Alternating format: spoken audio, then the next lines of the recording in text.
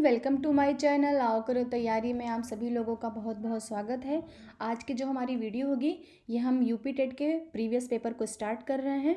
ये जो पेपर्स हैं वो आपको सी टेट यूपी टेट में बहुत ही महत्वपूर्ण है और जो भी अन्य स्टेट के टेट होने वाले हैं उनके लिए बहुत इंपॉर्टेंट, जैसे हरियाणा टेट के लिए और जो हमारा सुपर टेट आने वाला है उसके लिए भी बहुत महत्वपूर्ण है।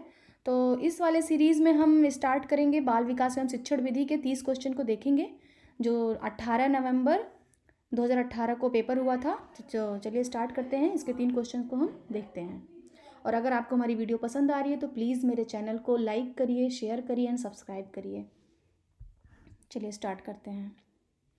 तो पहला क्वेश्चन है, कोहलर यह सिद्ध करना चाहता था कि सीखना, कोहलर के अनुसार, कोहलर एक मनोवैज्ञानिक है जो ये पूछ रहा है कि सीखना क्या है, कोहलर के अनुसार सीखना क्या है। तो इसका जो सही आंसर है वो है सी, संज्ञानात्मक संकार्य है। कोहलर का जो सिद्धांत है उसको हम अंतर्दृष्टि का सिद्धांत भी कहते हैं, कॉग्निटिव फील्ड थ्योरी भी कहा जाता है। इसमें वह उन्हीं चीज़ों को सीखना मानता है जो बच्चा प्रत्यक्ष करके जिन चीज़ों को सीखता है। किसी भी नई भाषा को सीखने के लिए कहाँ से प्रारंभ किया जाना चाहिए, कोई भी जो नया भाषा हम सीखते हैं तो उसके लिए हम कहाँ से प्रारंभ कर सकते हैं। तो इसका जो सही आंसर होगा वो होगा ए, अक्षरों व शब्दों के मध्य साहचर्य से। यानी अगर हम भाषा सीखते हैं तो सबसे पहले अक्षर को समझना होता है, जानना होता है।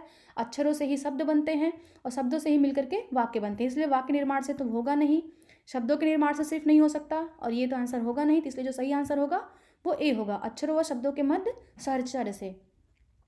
समावेशी कक्षा में किस प्रकार के छात्र शामिल होते हैं, जो समावेशी कक्षा होती है उसमें किस प्रकार के छात्र शामिल होते हैं। केवल विशिष्ट छात्र, सामान्य और विशिष्ट छात्र, केवल सामान्य छात्र, बहुभाषी और प्रतिभाशाली छात्र। तो जो इसका सही आंसर होगा वो होगा बी, सामान्य और विशिष्ट छात्र। क्योंकि समावेशी कक्षा वो होती है जिसमें केवल तो विशिष्ट छात्र को हम रख ही नहीं सकते, जिसमें सामान्य बच्चा भी होता है और जो विशिष्ट बच्चा होता है, दोनों की जो एक साथ क्लास चलती है, एक साथ उन दोनों को पढ़ाया जाता है, उसी को हम समावेशी कक्षा कहते हैं। चलिए नेक्स्ट क्वेश्चन देखते हैं। अधोलिखित में गणित संबंधी अधिगम अक्षमता को कौन सा पद परिभाषित करता है। गणित संबंधी अधिगम अक्षमता यानी जो बच्चा गणित के संबंध में अक्षम है, मतलब कि वो नगरों में जो नंबर्स है, नंबर्स में वो समझ नहीं पा रहा है, तो इसको हम लोग क्या कहेंगे, बताइए। इसका जो सही आंसर होगा वो होगा सी, गणना दोष। यानी जो बच्चा गणित में अक्षम है उसको हम गणना दोष कहेंगे। चलिए नेक्स्ट क्वेश्चन है, समावेशीकरण की सफलता के लिए आवश्यक है, समावेशीकरण के लिए क्या आवश्यक है। तो इसका जो सही आंसर है वो है संवेदनशीलता। अगर आपको समावेशीकरण में सफल होना है तो आपको संवेदनशील होना पड़ेगा। निम्न में से कौन सा संवेग का तत्व नहीं है, पूछ रहा है कौन सा संवेग का तत्व नहीं है। तो इसका सही आंसर जो होगा वो होगा संवेदी। संवेदी क्या है, ये संवेग का तत्व नहीं है। चलिए नेक्स्ट क्वेश्चन है, संज्ञानात्मक क्षेत्र का सही क्रम है, संज्ञानात्मक क्षेत्र का सही क्रम क्या है। तो इसका जो सही आंसर होगा वो होगा डी। संज्ञानात्मक में पहले क्या होता है, पहले ज्ञान होता है, फिर उसका अवबोध होता है, फिर उसको हम अनुप्रयोग करके देखते हैं, फिर अनुप्रयोग का फिर हम विश्लेषण करते हैं, विश्लेषण जब करना जान जाते हैं फिर संश्लेषण करना जानते हैं, यानी चीज़ों को जोड़ना जान जाते हैं, फिर लास्ट में क्या होता है, मूल्यांकन होता है। चलिए नेक्स्ट क्वेश्चन पे चलते हैं। जो आपका 8वां क्वेश्चन है वो है, निम्न में से कौन सी अच्छे शिक्षण की विशेषता नहीं है, अच्छे शिक्षण की विशेषता नहीं है। तो स्वेच्छाचारी, जनतांत्रिक, सहानुभूतिपूर्ण, वांछनीय सूचनाएं देने वाला। तो इसका जो सही आंसर होगा वो होगा ए, कि अच्छे शिक्षण की व्यवस्था विशेषता क्या नहीं है, स्वेच्छाचारी। चलिए नेक्स्ट क्वेश्चन है, अभिप्रेरणा का प्रत्याशा सिद्धांत किसके द्वारा दिया गया है। जो अभिप्रेरणा का प्रत्याशा सिद्धांत किसने दिया है। तो इसका जो सही आंसर है वो है ए, विक्टर ब्रूम में दिया है। विक्टर ब्रूम के द्वारा कब दिया गया था, ये 1964 में दिया गया था। विक्टर ब्रूम ने प्रत्याशा सिद्धांत 1964 में दिया था। इस सिद्धांत के द्वारा क्या होता है कि व्यक्ति ही तय करेगा कि एक विशेष लक्ष्य को प्राप्त करने के लिए वह आत्मसंयम को कब लागू कर पा रहा है, ठीक है। तो चलिए नेक्स्ट क्वेश्चन देखते हैं, अग्रिम व्यवस्थापक प्रतिमान किस परिवार से संबंधित है। अग्रिम व्यवस्थापक प्रतिमान किस परिवार से संबंधित है। तो इसका जो सही आंसर होगा वो होगा सी, सूचना प्रक्रियाकरण से संबंधित है। ये जो सिद्धांत होता है इसके द्वारा जो भी हमारी शिक्षण कौशल और जो अग्रिम रणनीति होती है उन पर निर्णय लेने में आसानी होती है। कौशलों के स्थानांतरण के लिए कौन सा उपयोगी है, कौशलों के स्थानांतरण के लिए कौन सा उपयोगी है? तो इसका जो सही आंसर होगा वो होगा ए, कौशल अंतरण एक गति है ना कि उद्देश्य। कौशल अंतरण क्या है? एक गति है, वो उद्देश्य नहीं है। रेखीय अधिगम नहीं होगा, साखी अभिक्रम भी नहीं होगा और तैयारी और अर्जन भी नहीं होगा, क्योंकि जो कौशलों के स्थानांतरण से जो तात्पर्य होता है वो विकास से होता है, अर्थात कौशल अंतरण जो होता है वो एक गति होता है। और ये कौशल हस्तांतरण का मतलब क्या होता है? जैसे कोई बालक है तो उस बालक के अंदर इस तरीके के परिवर्तन ला देना जिससे उसके कौशलों का क्या हो? विकास हो। तो इस तरीके से वो स्थानांतरण है, वो एक गति है, ना कि कहीं रोक करके उन चीज़ों को रखना है। निम्न में से कौन सा शिक्षण का सूत्र नहीं है? अगला क्वेश्चन है, निम्न में से कौन सा शिक्षण का सूत्र नहीं है? तो शिक्षण का सूत्र कौन सा नहीं है? निगमन से आगमन की ओर जो है ये शिक्षण का सूत्र नहीं है। सरल से कठिन का ओर है, अनिश्चित से निश्चित की ओर है, दृश्य से अदृश्य की ओर है, निगमन से आगमन की ओर नहीं है। सूक्ष्म शिक्षण चक्र का प्रथम पद होता है। सूक्ष्म शिक्षण चक्र का प्रथम पद होता है, क्या होता है बताइए? इसका है सी, योजना बनाना। सूक्ष्म शिक्षण चक्र का जो प्रथम पद होता है वो होता है योजना बनाना, क्योंकि सूक्ष्म इसमें क्या शामिल है? इसमें योजना बनाना, फिर उसका पाठन करना, फिर फीडबैक देना, फिर पुनर्योजना बनाना, फिर पुनर्शिक्षण करना, फिर पुनर्फीडबैक देना, ये इसके क्रम होते हैं। चलिए अगला क्वेश्चन देखते हैं, निम्न में से कौन सा अवबोध स्तर के शिक्षण में शामिल है? अवबोध के शिक्षण में कौन सा शामिल है? इसका जो करेक्ट आंसर होगा वो होगा डी, अन्वेषण। अवबोध स्तर पे अन्वेषण शामिल है। और जो नेक्स्ट क्वेश्चन है आपका, शैक्षिक सुधारों में प्रभावी विकेंद्रीकरण तभी संभव होगा। जो शैक्षिक सुधार हैं उनमें प्रभावी विकेंद्रीकरण तभी संभव होगा जब खंड व संकुल संदर्भ केंद्रों की भागीदारी बढ़े, स्थानीय संदर्भ व्यक्ति उपलब्ध हो, अध्यापकों के पास संसाधन और प्रासंगिक सामग्री भी मौजूद हो। तो इसका जो सही आंसर होगा वो होगा डी।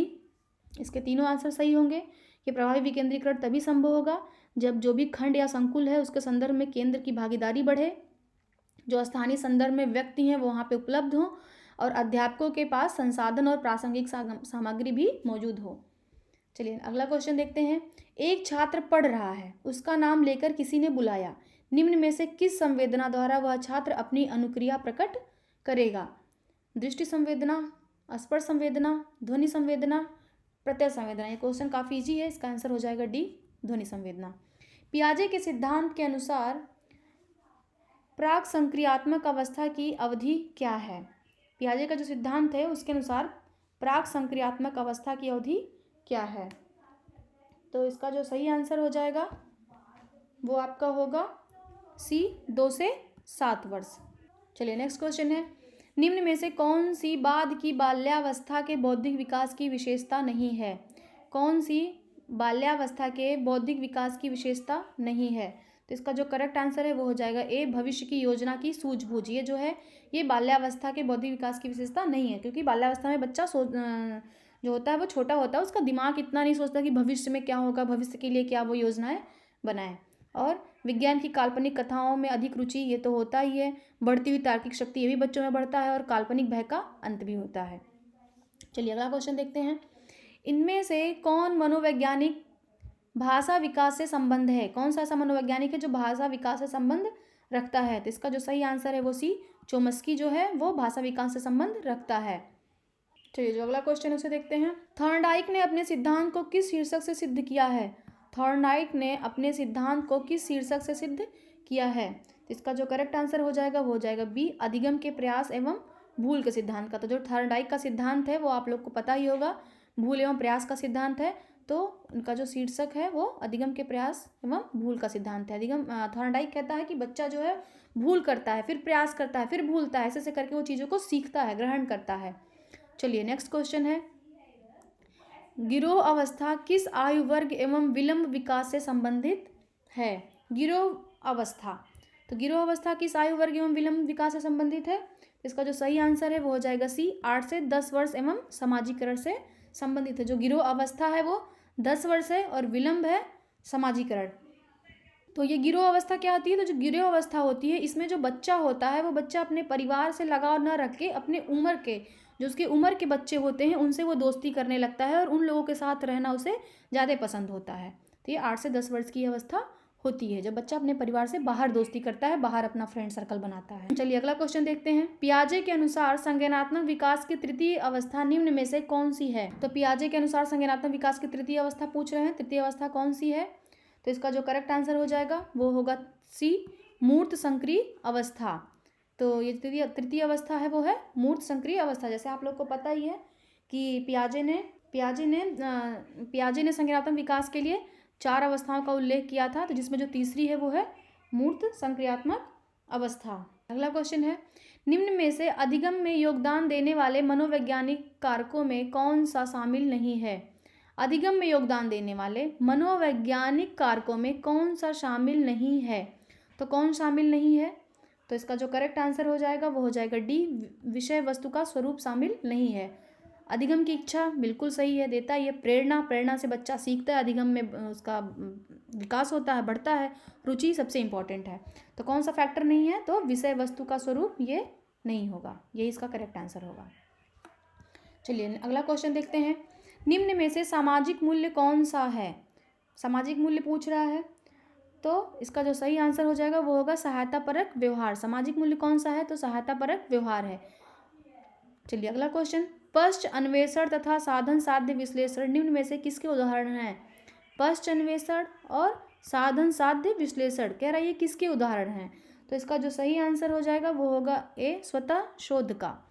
जो पश्च अन्वेषण है या साधन साध्य विश्लेषण है यह स्वतः शोध का उदाहरण है। चलिए अगला क्वेश्चन देखते हैं। सीखने के वक्र अभ्यास द्वारा सीखने की मात्रा, गति और प्रगति की सीमा को ग्राफ पर प्रदर्शित करते हैं, किसने कहा है? देखिए पहले क्वेश्चन को समझिए, इसका जो आंसर होता है वो क्वेश्चन में ही छुपा होता है। सीखने का वक्र, तो आपको पहले पता होना चाहिए कि सीखने का वक्र किसने दिया है। जो सीखने का वक्र है ये हमें एबिंगहास ने दिया है। तो इनके द्वारा क्या होता है? मात्रा, गति, प्रगति की सीमा, इन सारी चीज़ों को ग्राफ पर प्रदर्शित करते हैं। तो किसका सिद्धांत है ये? एबिंगहास का। निम्न में से कौन सा थॉर्नडाइक के अधिगम के प्राथमिक नियमों में शामिल नहीं है? कौन सा सिद्धांत है जो थॉर्नडाइक के प्राथमिक नियमों में शामिल नहीं है? इसका जो करेक्ट आंसर हो जाएगा वो होगा ए, साहचर्य स्थानांतरण का नियम। अभ्यास का नियम ये थॉर्नडाइक का है, प्रभाव का नियम ये भी है, तत्परता का नियम यही 3 कौन है? थॉर्नडाइक के नियम है। ये चौथा जो नियम है वो इसमें शामिल नहीं है। अगला क्वेश्चन देखते हैं। अनुकूलित अनुक्रिया सिद्धांत किसके अनुकूलन पर बल देता है? अनुकूलित अनुक्रिया सिद्धांत किसके अनुकूलन पर बल देता है? तो इसका जो सही आंसर होगा वो होगा ए, व्यवहार पे बल देता है। तर्क पे तो बल नहीं देता है, ये चिंतन पे भी नहीं देता है, अभिप्रेरणा पे भी नहीं देता है। तो किस पे बल देता है? ये व्यवहार पे बल देता है। ठीक है, इसका जो सही आंसर होगा वो हो जाएगा बी, व्यवहार पे। चलिए नेक्स्ट क्वेश्चन देखते हैं। क्रिया प्रसूत अनुबंधन का दूसरा नाम क्या है? वेरी इंपॉर्टेंट क्वेश्चन है। क्रिया प्रसूत अनुबंधन का दूसरा नाम क्या है? तो बताइए। समीपस्थ अनुबंधन नहीं होगा, प्राचीन अनुबंधन नहीं होगा और चिन्ह अनुबंधन नहीं होगा। तो इसका सही आंसर जो होगा वो होगा नैमित्तिक अनुबंधन। क्रिया प्रसूत का दूसरा नाम क्या है? नैमित्तिक अनुबंधन। और जो ये क्रिया प्रसूत सिद्धांत है ये किसने दिया था? ये जो क्रिया प्रसूत सिद्धांत है इसको एसआर थ्योरी भी कहते हैं। ये जो सिद्धांत है ये बीएफ स्किनर ने दिया था। किसने दिया था? स्किनर ने दिया था। चलिए अगला क्वेश्चन देखते हैं। निम्न में से कौन सी अधिगम की एक विशेषता नहीं है? कह रहा है कि विशेषता नहीं है। तो इसका जो सही आंसर हो जाएगा वो ए हो जाएगा। अधिगम का अवलोकन प्रत्यक्ष रूप से किया जा सकता है। तो ये इसकी क्या है? अधिगम की एक विशेषता नहीं है। क्यों? क्योंकि जो अधिगम का अवलोकन है वो प्रत्यक्ष रूप से नहीं किया जा सकता है। अधिगम व्यवहार में अपेक्षाकृत अस्थायी परिवर्तन है। अधिगम प्राणी की अभिवृद्धि है, बिल्कुल सही है। अधिगम एक लक्ष्योन्मुख प्रक्रिया है। और अधिगम क्या है? अधिगम एक सार्वभौमिक प्रक्रिया है। अधिगम क्या करता है? और व्यवहार में परिवर्तन लाता है। आपके जो व्यवहार है उसमें परिवर्तन लाता है अधिगम। और अधिगम क्या करता है? अधिगम एक गतिक प्रक्रिया है जो हमेशा चलते रहने वाली प्रक्रिया है। तो इसी के साथ हमारे ये 30 क्वेश्चन 2018 के समाप्त होते हैं। अगर आपको वीडियो पसंद आता है तो प्लीज़ मेरे चैनल को लाइक करिए, शेयर करिए, सब्सक्राइब करिए। अब हम अपने फिर मिलेंगे नेक्स्ट वीडियो में अगले 30 क्वेश्चनों के साथ।